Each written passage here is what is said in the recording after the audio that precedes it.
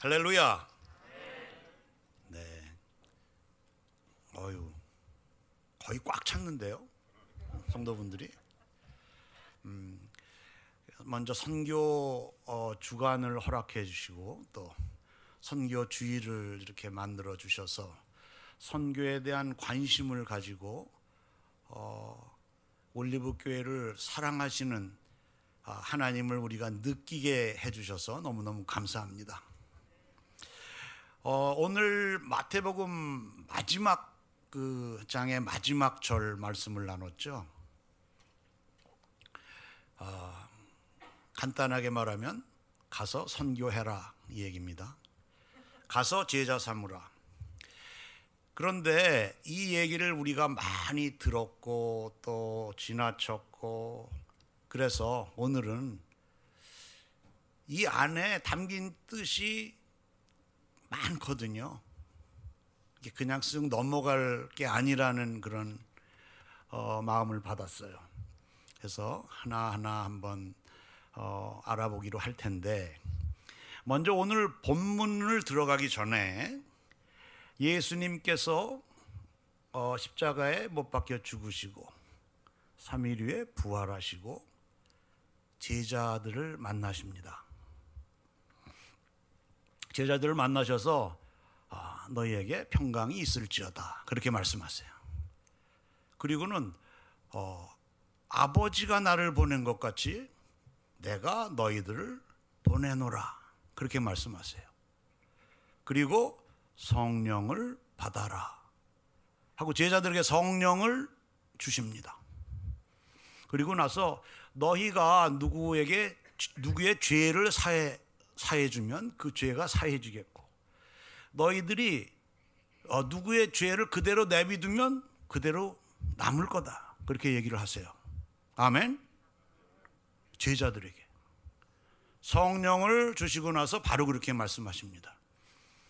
성령을 받은 우리들은 우리의 이웃 남을 죄를 사하해 줄 수도 있고 그대로 내비둘 수도 있어요. 아멘. 모르셨죠? 아셨어요? 그렇게 권세를 주시는 거예요. 하나님께서 우리를 얼마나 사랑하시는지 그 권세를 주시는 겁니다. 그리고 나서 예수님께서 갈릴리로 가셔서 제자를 만나십니다. 오늘 본문 절별로 한번 띄워주실까요? 16절이 11제자가 갈릴리에 가서 예수께서 지시하신 산에 이르러 미리 막달라 마리아에게 예수님이 말씀하시죠. 가서 제자들에게 전해달라. 갈릴리에서 만나자. 그래서 예수님이 갈릴리로 가신 겁니다. 그래서 11제자가 그쪽으로 간 거죠. 다음 보면은 예수를 배웁고 경배하나 아직도 의심하는 사람들이 있더라. 그 11제자가 예수님을 한 3년 쫓아다녔는데, 그렇죠? 그럼 예수님이 하신 일을 어마어마하게 많이 봤을 텐데, 그렇죠? 산상수훈서부터 시작을 해가지고 얼마나 많은 기적과 표적과 그것을 보고 따라다닌 제자들인데 예수님께 인사하고, 근데 의심하는 사람이 있더래요. 거기에 혹시 여러분 중에 오늘 하나님 말씀을 나누는데 의심하는 사람이 있습니까? 이 말씀은 뭐냐면 그 말씀을 그대로 받아들이기가 어렵다 이런 얘기예요. 왜? 우리가 세상의 삶을 살아가기 때문에. 이 세상이 만만치 않다는 겁니다. 그래서 예수께서 나와 말씀하여 이르시되 하늘과 땅의 모든 권세를 내게 주셨으니, 모든 권세를 주셨대요. 모든 권세, 그 어느 것도 우리를 대적할 수가 없는 겁니다. 다음을 보면 그러므로 너희는 가서 모든 민족을 제자로 삼아 내가 너희를 제자를 삼은 것처럼 너희도 가서 온 세상에 모든 민족을 제자로 삼아라. 구체적으로 아버지와 아들과 성령의 이름으로 세례를 베풀고, 누가 세례를 베풀어요? 제자들이. 여러분들이 가서 모든 민족에게 하나님 아버지와 예수 그리스도와 성령의 이름으로 세례를 베풀어라 하는 얘기예요. 아멘. 목사님만 가서 세례를 베푸는 게 아니고 여러분들이 가서 세례를 베풀어라 하는 겁니다. 권세를 줬으니까 그 권세를 사용해라 하는 것입니다. 아멘. 네, 여러분들 모두가 다 그 권세를 가지고 있어요. 그 예수 그리스도의 그 이름의 능력을 가지고 있어요. 세례란 무엇입니까? 깨끗하게 하는 거죠. 밥티스마라고 그러죠. 죄를 씻어주는 거예요. 조금 아까 다른 본문에서 우리가 봤듯이 죄를 씻어주는 거예요. 하나님 아버지의 이름으로, 예수 그리스도의 이름으로, 성령님의 이름으로. 여러분들이 그렇게 권세 있는 자라는 걸 잊지 마시기 바랍니다. 아멘. 그리고 내가 너희에게 분부한 모든 것을 가르쳐 지키게 하라. 분부한 것이 많지요. 성경책에 많습니다. 예수님이 우리한테 이것저것 많이 분부하셨어요. 그 많은 것을 일축해 놓은 게 새 계명입니다. 그래서 하나님을 사랑하고, 그렇죠? 내 이웃을 내 몸같이 사랑하라. 그렇게 말씀하셨어요. 근데 그것을 가르쳐라. 지키게 하라. 가르치려면 먼저 솔선수범을 해야 될 텐데, 그렇죠? 말로만 가르쳐서 듣질 않습니다. 삶에서 보여줘야 되는 거죠. 그래서 선교지에 가면은 제가 주일에 가면은 주일 예배를 드리고 말씀을 전하고 그러고 오지요. 그러면은 그 사람들이 저희들을 이러고 쳐다봐요. 처음에 말씀은 잘 들었는데 삶으로 와야 되는 거죠. 저 사람이 이웃사랑을 지금 지키고 있나? 하나님의 말씀을 실천하고 있나? 이 복음은 말로 가르치지만 거기에 반드시 우리의 행동이 뒷받침이 돼야 돼요. 그래 그게 살아있는 말씀이 되는 겁니다. 아멘. 그렇듯이 우리의 삶에 그 행동이 중요한 것이죠. 그 많은 것 중에 가르쳐 지키게 하라. 지키게 하라는 것은 순종하게 하라는 겁니다. 하나님의 말씀을 순종하게 하라는 거예요. 그런 책무를 우리가 받은 거예요. 하나님께서, 예수님께서 우리에게 분부하시는 거예요. 부탁하시는 거예요. 내가 세상 끝날까지 너희와 항상 함께 있으리라 하시니라. 아멘. 왜 끝날까지 너희와 항상 함께 있으리라 하고 맺으셨을까요? 가서 제자 삼으라, 세례를 주고 내가 분부한 것 이거 가르쳐서 지키게 하라. 그러니까 우리를 생각하신 것 같아요. 그것을 하려고 생각을 하니까 덜커덕 겁이 납니다. 이거 어떻게 내가 하지? 내가 가서 어떻게 세례를 주지?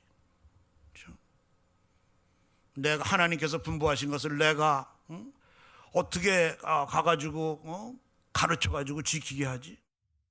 내 코가 석잔데? 그런 마음이 들을까봐 예수님께서 다 알고 계신 거예요. 우리의 마음을. 걱정하지 말아라.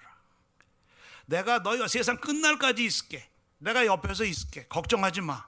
내가 너희들에게 이미 성령을 주었다. 성령님께서 다 해나가신다. 그러니까 걱정하지 말아라. 그러시는 겁니다. 그러니까 우리는 예수님이 말씀하신 것을 그대로 받아들이고 그 말씀으로 우리의 삶 속에서 행해 나가면 되는 것입니다. 아멘. 우리가 베드로 잘 아시죠?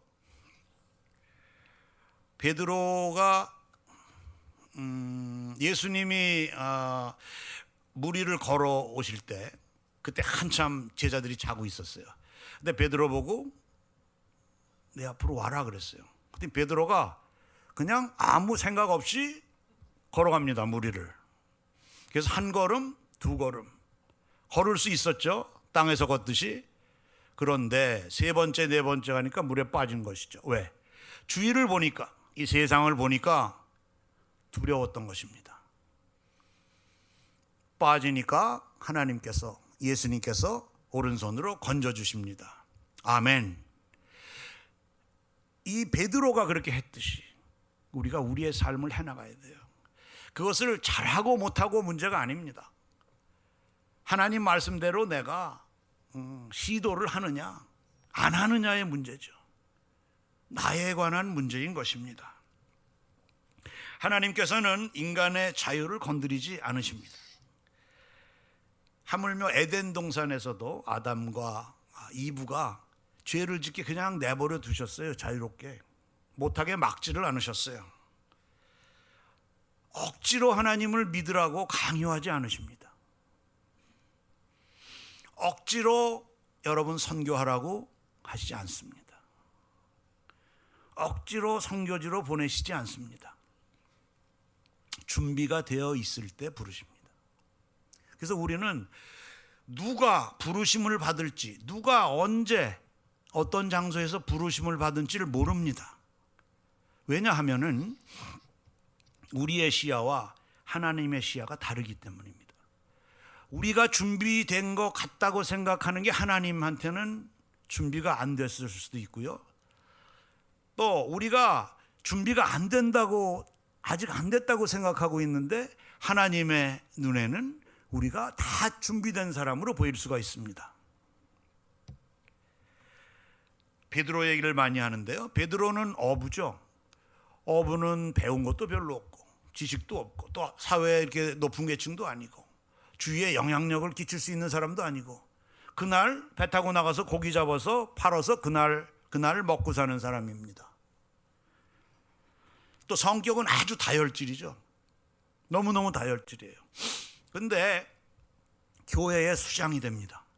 어떻게 그런 베드로가 교회의 수장이 될 수 있겠습니까?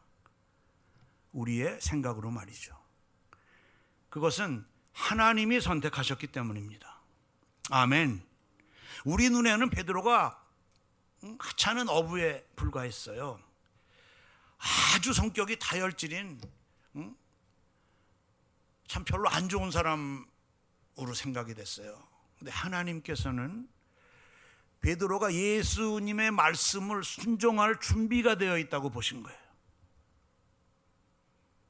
하나님이 보시는 거와 우리가 생각하는 게 너무너무 차이가 나지 않습니까? 바울 사도는 어떻습니까?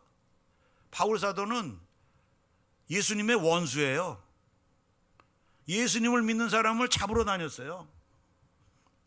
그러다가 다메섹으로 그날도 예수 믿는 사람을 붙잡으러 갑니다. 가는 도중에 하늘의 강렬한 빛을 받고 넘어지게 되죠. 쓰러지게 됩니다. 그리고 예수 그리스도의 음성을 듣게 됩니다. 그때 이름은 사울이었죠. 그렇죠? 예수님 만나기 전에 사울이었어요. 사울아, 사울아, 나 네가 그렇게 핍박하는 예수인데 너 왜 나를 그렇게 핍박하냐? 그러고 되묻습니다. 그 음성을 듣고, 예수님의 음성을 듣고 바울이 확 바뀝니다. 사울이 바뀌어서 바울이 됩니다. 왜 예수님의 원수인 자가 예수님의 제자가 됩니까? 준비가 돼 있었던 거예요. 예수님의 음성을 들었던 거죠. 주위에 있는 다른 사람은 한 명도 들은 사람이 없어요. 사울은 예수님의 음성을 들을 수 있는 준비가 되어 있었어요. 그 전에 어떻게 행동했건, 하나님을 믿기 전에, 또 예수님을 만나기 전에 어떻게 했건 그것을 묻지 않으십니다. 하나님께서는 지금부터 나와 함께 할 것이 네가 준비가 돼 있느냐 아니냐라는 것만 이야기하시는 거죠. 아멘. 하나님은 여러분을 도구로 사용하시기 위해서 강요하지 않으세요. 절대로 강요 안 하세요. 그저 준비되어서 응답하는 사람을 선택하십니다. 그러니까 준비하는 것이 필요한 거예요. 어떤 방법으로? 내 방법이 아닌 하나님의 방법으로 준비하는 것입니다. 하나님의 말씀대로 살아가는 것. 그래서 우리가 교회에 나오고 성경 공부도 하고 또 제자 양육 훈련 그런 과정도 거치고 또 기도회도 하고 이런 것들을 하는 겁니다. 그게 준비되는 과정입니다. 하나하나 준비를 해 갈 때 어느 때인가 하나님께서는 여러분을 부르십니다. 아멘. 하나님께서 부르신다 그러니까 지금 굉장히 걱정하시는 분이 많은 것 같아요. 여기 나를 부르면 내가 이게 빨리, 요새 선교주간이고 또 선교사들도 이렇게 와 있고 그런데 부른다 그러니까 이게 선교지로 나를 부르시면 어떡하나. 그렇죠? 걱정하실 필요가 없어요. 왜? 우리가 하는 게 아니고 선교는 하나님이 하시는 거기 때문에 그렇습니다. 하나님이 다 하세요. 그리고 우리를 부르시는 이유는, 준비된 자를 부르시는 이유는 우리에게 축복을 주시기 위해서 부르시는 겁니다. 아멘. 그래서 부르시면 얼른 아멘하고 가셔야지 축복을 받으시는 겁니다. 아멘.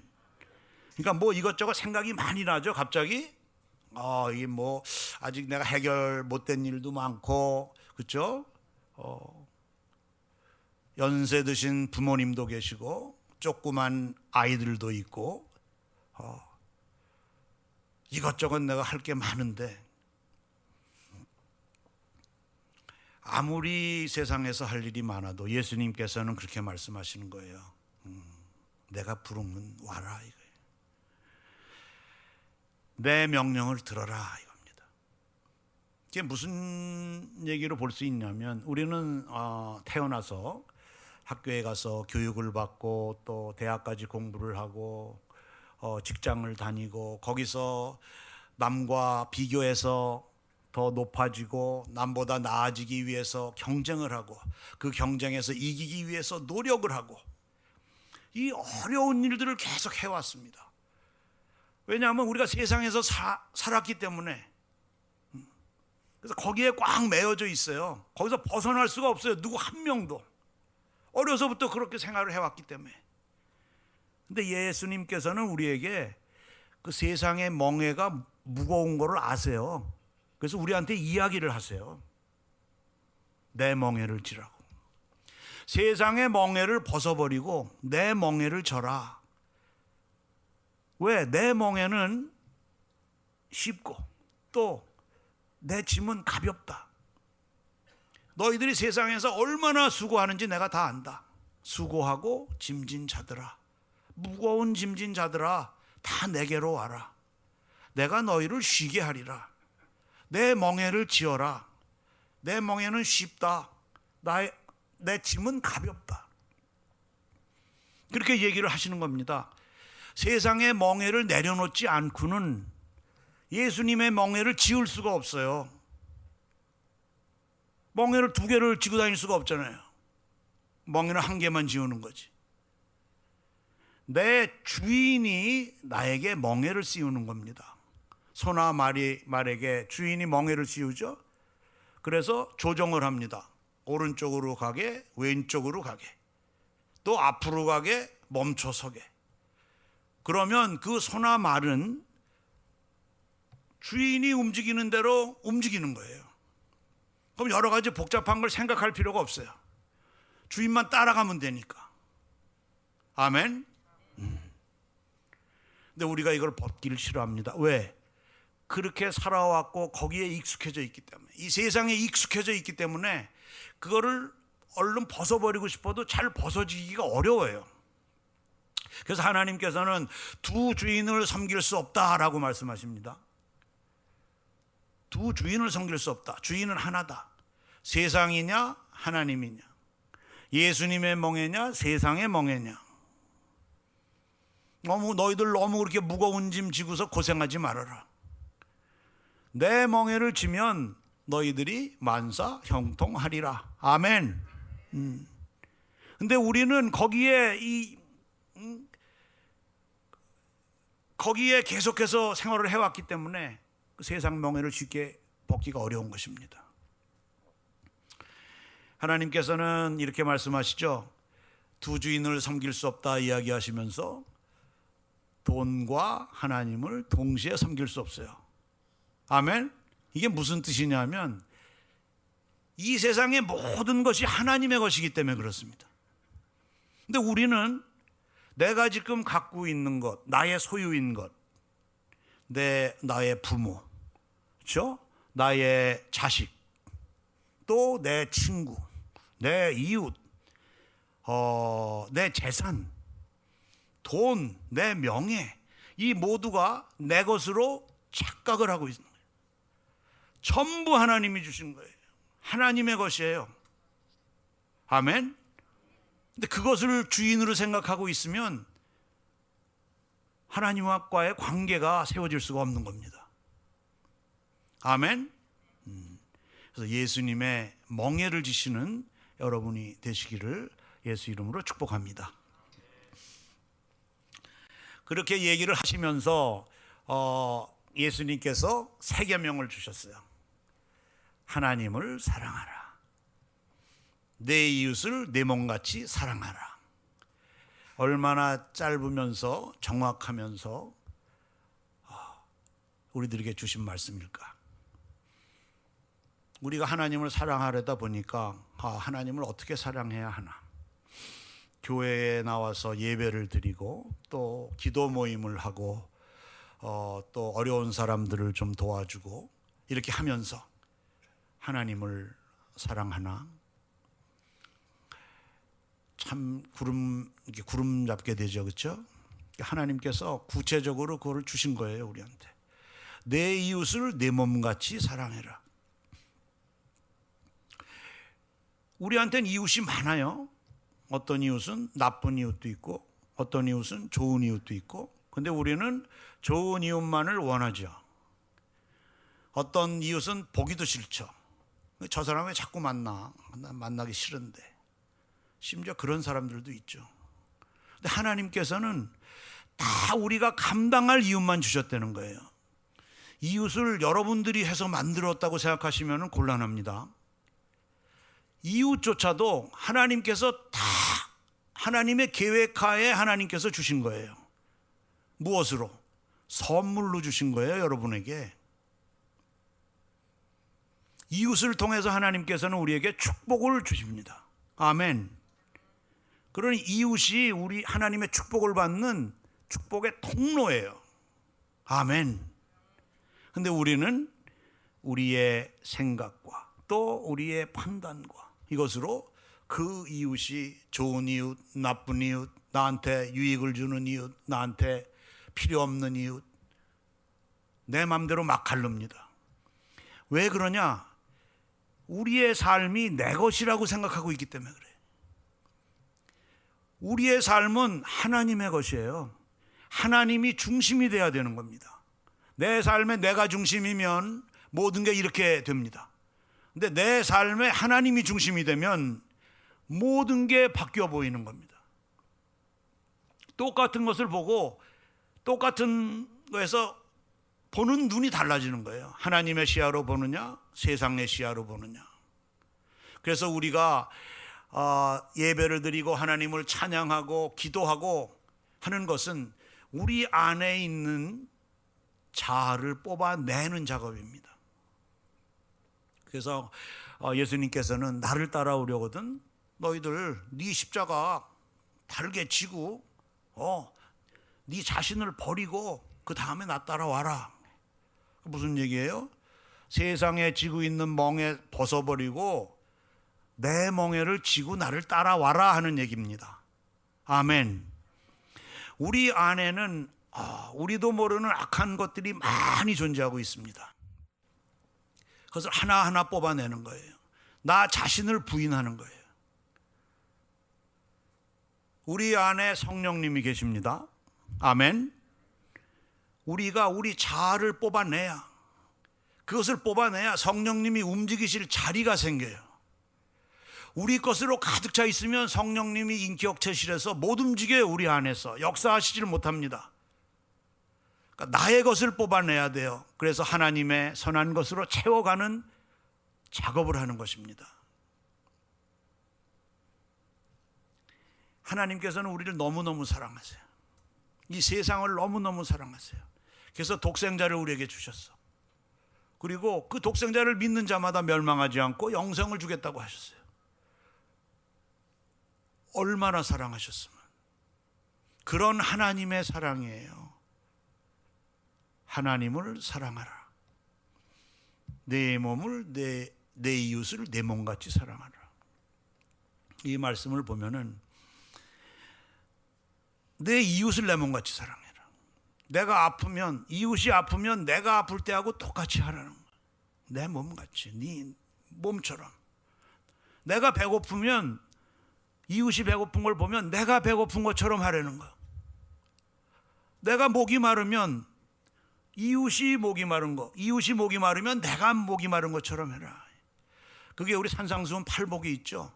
긍휼히 여기는 자는 복이 있나니 긍휼히 여김을 받음이리다. 아멘. 예. 우리가 긍휼히 여기면, 우리가 이웃을 사랑하면 하나님이 우리를 긍휼히 여기세요.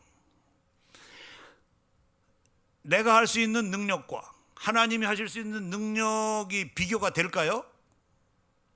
내가 해줄 수 있는 거는 이게 한도가 있어요. 한계가. 내가 가지고 있는 범위 내에서만 할 수 있지만 하나님은 끝이 없으신 분이에요. 그 크기가 우리가 상상할 수가 없는 분이세요. 그분이 우리를 돌봐주신다는 거예요. 아멘. 누가 이익이에요? 내가 이익이죠.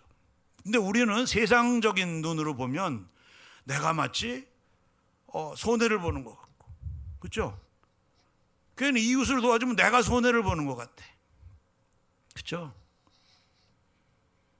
근데 그게 아니죠. 하나님의 시혜로 보면 내가 이웃을 도와주는 것은 하나님이 나한테 축복을 주는 거다. 그러니까 하나님은 우리한테 축복을 주기 위해서 이웃을 줬어요. 그러니까 너희들 그걸 내 말대로 따라해라. 그러면 너희들이 삶에서 승리한다 이겁니다. 고린도전서 13장에 보면은 사랑이라고, 사랑장이죠.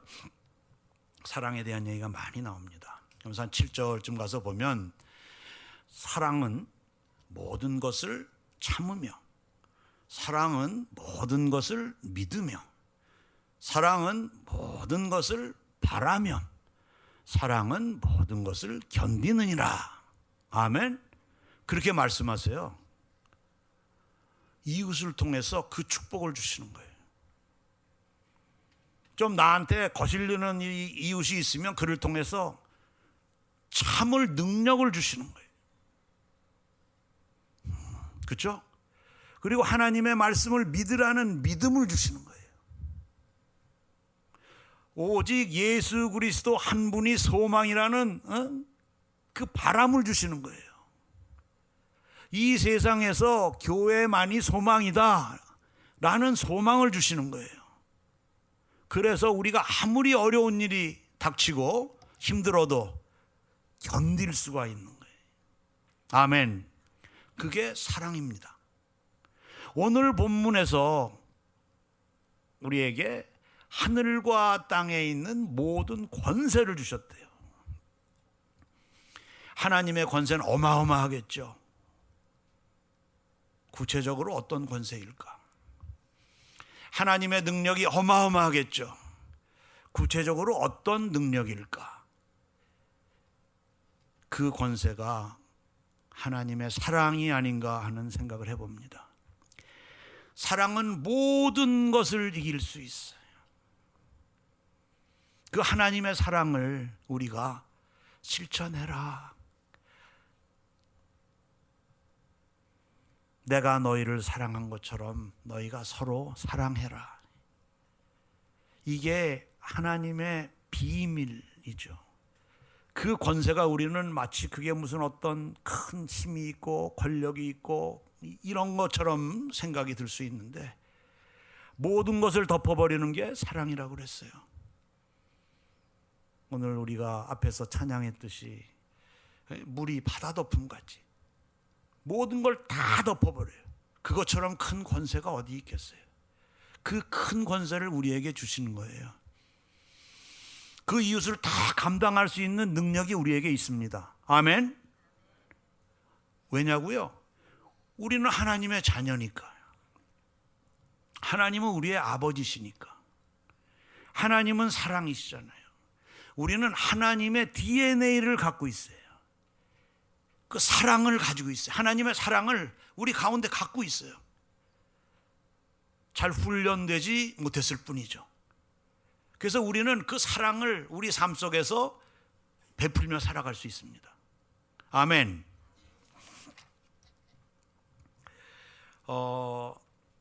남아프리카 공화국의 넬슨 만델라 대통령님 아시죠? 그분이 많이 든 예화래요. 그 예화 하나 소개할게요. 아프리카의 오리지널 부족이 반투족입니다. 반투족이 쓰는 언어 반투어 중에서 우분투라는 말이 있습니다. 이 우분투라는 말은 뭐냐면 내가 있어서 내가 있다라는 뜻이에요. I am because you are.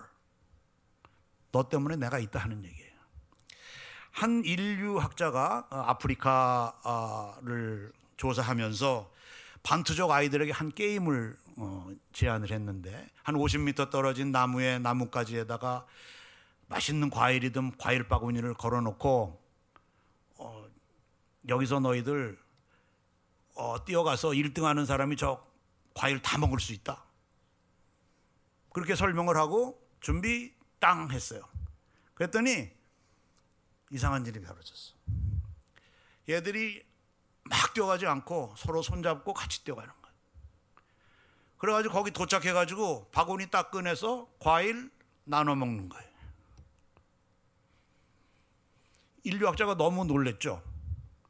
야, 너희들 빨리 뛰어가면 혼자 그거 다 먹을 수 있는데 왜 이렇게 혼자 안 가고 같이 가냐? 그랬더니 아이들이 대답하는 게 우분투. 나 혼자가 아니죠. 남의 행복이 나의 행복이라는 거예요. 그러면서 거꾸로 인류학자에게 질문을 합니다. 나머지는 다 슬퍼하는데 나 혼자만 행복하면 무슨 의미가 있나요? 그래서 그 인류학자가 그것을 듣고 마음에 감동을 받았다는 이야기입니다.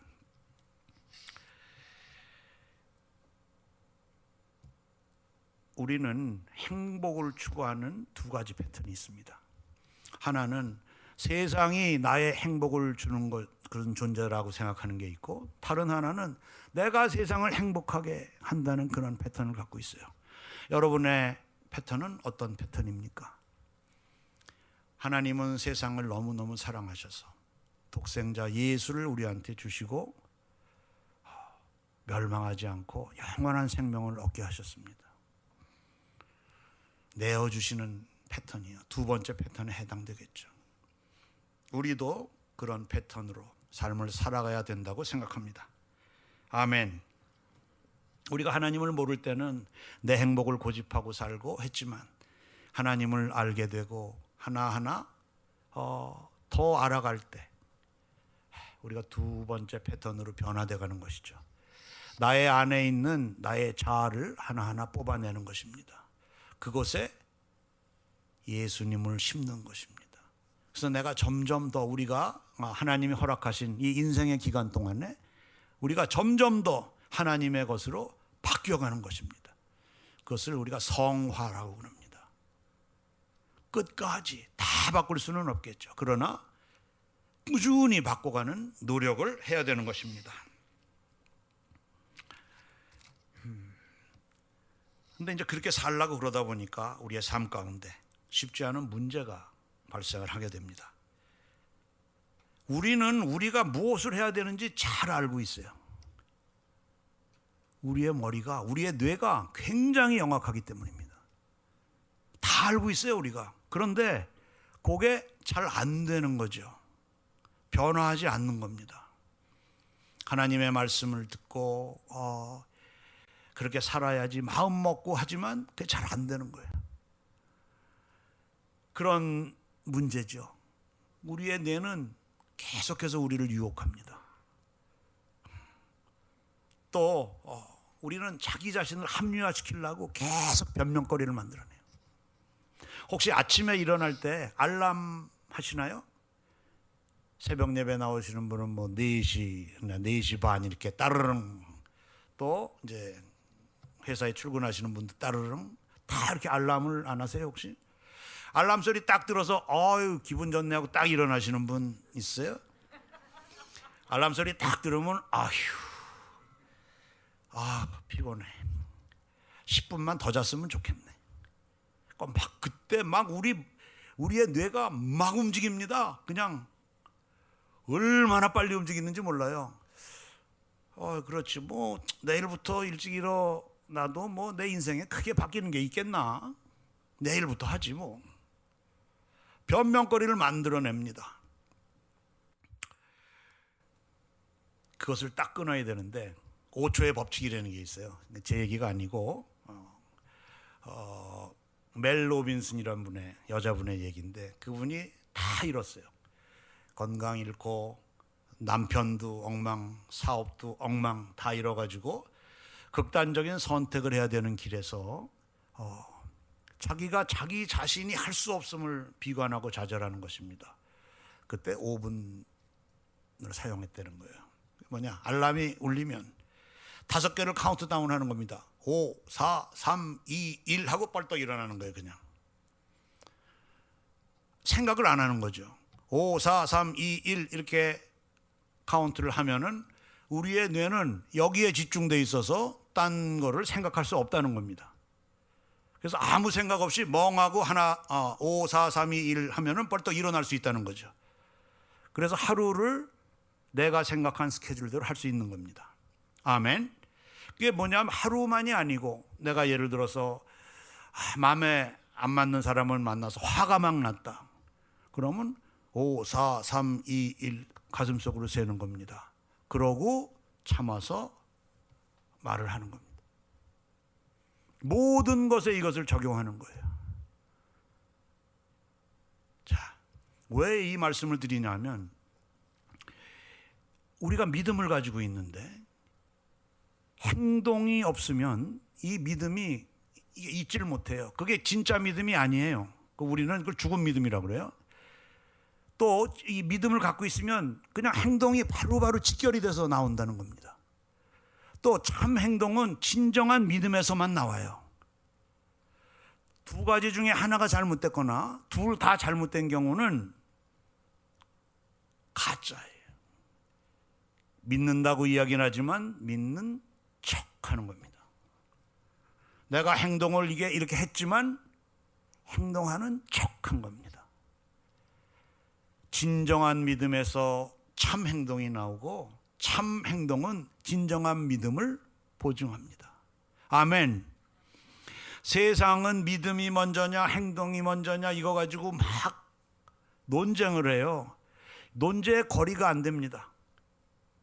이걸 자꾸 갈라놔 가지고 우리가 혼돈하게 만들어요. 믿음은 곧 행동입니다. 우리가 예수님을 안다고 그러죠. 안다는 게 뭡니까? 아는 거는 머릿속으로 인식하고 마음으로 가져서 행동으로 옮기는 것까지가 아는 거예요. 그냥 머릿속으로 생각하는 거로 끝나면 아직 모르는 겁니다. 내가 삶으로 이것을 연결이 됐을 때 아는 거예요. 그래서 그때는 자신 있게 난 예수님을 압니다. 그 전에까지는 예수님을 모르는 거죠. 그게 신앙생활을 10년 했건 20년 했건 1년 했건 2년 했건 그거 아무 상관이 없습니다. 내가 정말 예수님의 것인지 내가 정말 하나님의 것인지 그거에 따라서 상관이 있는 것입니다. 이렇게 우리의 뇌는 계속해서 우리를 유혹합니다. 내 자신을 합리화시키기 위해서 변명거리를 무지하게 만들어냅니까? 혹시 예배에 올 때는 그런 적 없으셨나요? 아, 몸이 너무 피곤해. 더군다나 요새 코로나죠. 아, 코로나인데 뭐 꼭 가서 예배 드려야 되나? 그냥 온라인으로 드리지 뭐. 변명거리가 너무너무 막 만들어집니다. 이게 방해예요. 그것을 빨리 분별할 줄 알으셔야 돼요. 아멘. 네.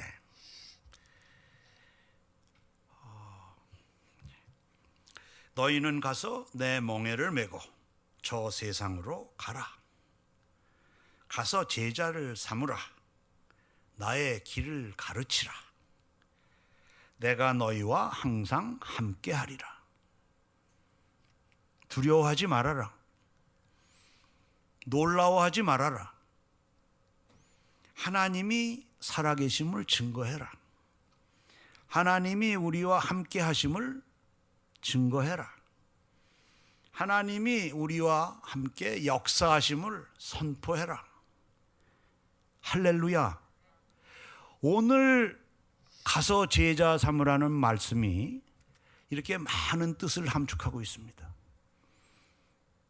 가서 제자 삼으려면 내가 준비가 되어야 되고 하나님께서는 준비된 우리를 선택하십니다. 그러고 우리에게 분부하십니다. 우리에게 부탁하십니다. 강요하지 않으십니다. 우리의 축복은 우리의 마음에 있어요. 하나님은 이미 2000년 전에 예수 그리스도를 이 땅에 보내주심으로 모든 축복을 우리한테 다 줬어요. 우리가 안 받아가는 거지. 모든 걸 다 주셨어요. 그러니까 내 말에 따라서 내 말을 지켜라. 내 멍에를 메라. 그렇게 이야기를 하십니다. 가서 제자 삼으라. 복음을 전해라. 걱정하지 말아라. 내가 평생 너하고 함께 있는다. 걱정하지 마라. 너 혼자가 아니다. 네가 내 멍에를 메면 네 삶이 형통해진다. 내가 네 뒤에 다 봐줄게. 네 무거운 짐 내려놔. 내 멍에를 줘. 그러면 너희들이 생명을 얻는다. 내가 주는 그 생명으로 너희들이 살아갈 수가 있다. 그렇게 말씀하시는 겁니다. 아멘. 선교는 하나님이 하십니다. 우리는 그저 가려는 대로 가고 쓰려면 쓰고 이거 하면 되는 거예요. 하나님이 만들어 가세요. 선교사로 부르세요. 그럼 빨리 아멘하고 가셔야 돼요. 왜? 축복을 받으셔야죠. 그 축복을. 여러분들은 선교사 아직 안 나가셨기 때문에 선교사의 축복을 모르세요. 이 세상하고는 비교할 수가 없어요. 네. 그 축복 받으셔야 되지 않겠어요? 이미 걱정하지 말라고 다 오늘 얘기하고 갔어요. 가서 제자 삼아라. 내가 너와 함께 간다. 아멘. 제가 기도하겠습니다. 좋으신 아버지, 오늘 저희들의 마음에 아버지의 마음이 가득 담기기를 원합니다. 가서 제자 사무실에는 그 하나님의 말씀이 나를 돌아보게 하시고 나를 준비시키시고 또 늘 할렐루야 하나님을 찬양하며 나아가는 우리의 삶이 되기를 원합니다. 어떤 주위의 환경에도 내가 거뜬히 참고 견뎌낼 수 있고 이 땅에 교회의 소망을 두며 예수 그리스도로 소망 삼아 우리의 삶에 승리를 얻게 하시니 감사합니다. 오늘 하나님의 말씀을 내 마음속 깊숙이 새기기를 원합니다. 내 이웃이 어디에 어떻게 있는지 돌아보는 시간이 되기를 원합니다. 그래서 걱정하지 말고 놀라워하지 말라는 주님의 말씀으로 내 삶을 통해서 이웃을 통해서 하나님의 축복을 마음껏 경험하는 우리 모두가 되기를 원합니다. 예수님 이름으로 기도했습니다. 아멘.